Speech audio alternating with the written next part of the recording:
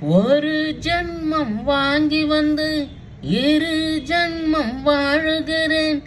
இது என்ன கதை என்று விதி கேட்குதே. மாயமா என் கண்ணீர் மாறுமா? எங்கேயோ தொலைத்த விதை இங்கே வந்து பூத்ததென்ன? முல்லை பூ என்றிருந்தேன், முள்ளோடு பாய்ந்ததென்ன?